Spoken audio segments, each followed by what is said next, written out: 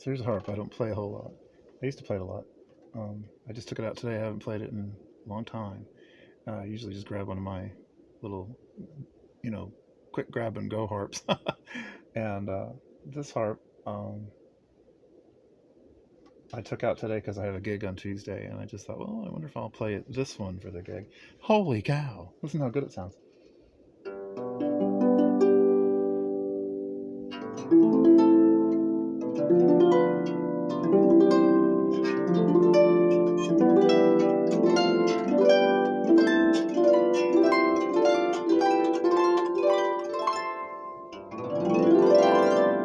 It's one of my favorite harps. It's made by Blevins, and it's a very early model. They don't even have any records on it. And it's a lap harp. I don't know if you can see my legs. Kinda. Here's my knee, and I've got a piece of shelf liner. Hold it up.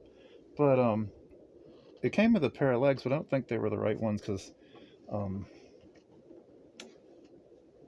they were like there's some guide holes. I never put them on, so they've never been screwed on before. But they were just really short, and I thought, well, you'd have to be like sitting on a very low stool, and so I kept trying different stools, and I put it down here, and I think, well, that's kind of too low, and put it on a higher stool. Well, that's kind of too low, and I just, by the time I got it up to here on a stool, it was like it's the height of my lap, and I thought, well, okay, well, I'll just put it on my lap.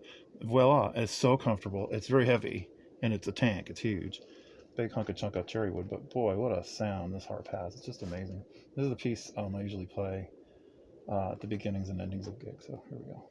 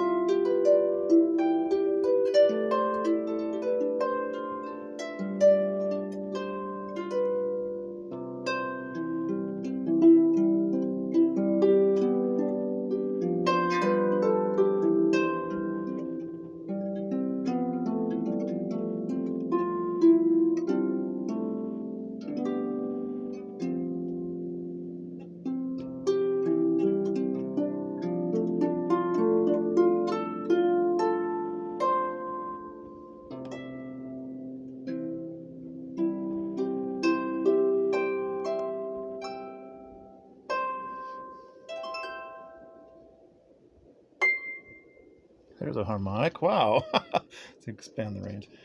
Yes, so I've only played this harp in public twice. And the first time was at a assisted living, and it was nice. The harp hadn't fully ripened yet. It's been ripening ever since it arrived in Mississippi, and but some ladies that were there, they stayed after and listened at a table for, after everybody had finished eating, they stayed and listened. They liked it. I loved it. I think they took a picture. I've got a picture of that day. And then the other time I used it, I just recently played a memorial service, and I was going to play my Dusty, which is what I always play usually for gigs, and but one of the strings had popped, of course, right before you're about to leave. I noticed it.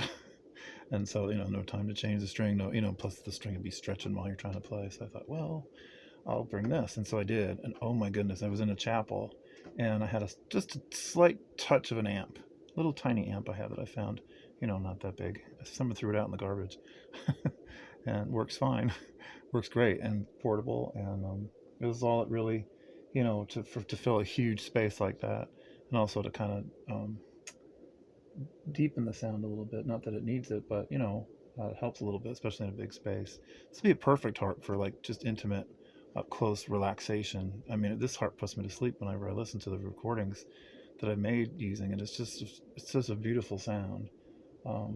Gosh, I'm so lucky to have it. Very fortunate. And it's got some soot on it or something. The case I have, I think it was in a fire. Because there's every time, no, it's not so much anymore, but there used to be like black dust all over it. And then it seems to be, maybe it's just dusty. I haven't played it. It's a dusty Blevins. I'll put my Dusty on though, I'll play the same song. Let's see if that one's working, because I'll probably use that one. I'm so used to it. This harp, the string spacing is a little narrower, especially down here with the thicker wound strings. You have to be really careful to not let buzzes happen. I'm experimenting with, playing different parts of the harp. Depends on the registers. But I mean,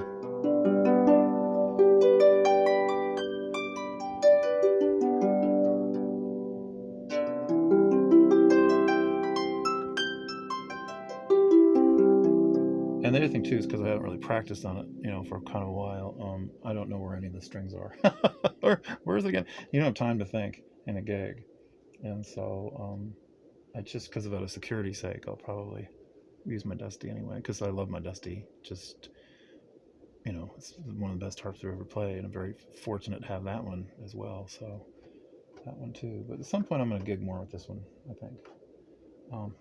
Probably put everybody to sleep. That's one of the complaints. One of the complaints I get is, you play really good, but you're putting me to sleep. I had another lady, I really liked her. And she came, I was doing this song, the one. She goes, "Don't you know anything other than ding-a-ding-a-ding? You got to play any songs?" I was like, you shouldn't have a New York accent. I really liked her. I know her family, but I said, well, I did just play some songs. And then she goes, "And the food here is awful." And I'm like, well, I'm with you on that, because it is. It's mostly out of a can, the giant industrial peas or whatever. For the amount they're paying, they could, do better with the food. But I liked her. And when she died, I went to her funeral. And I just saw her daughter recently. So anyway, there's just news for everybody. Okay, I'm going to play you out. Ready? Here we go.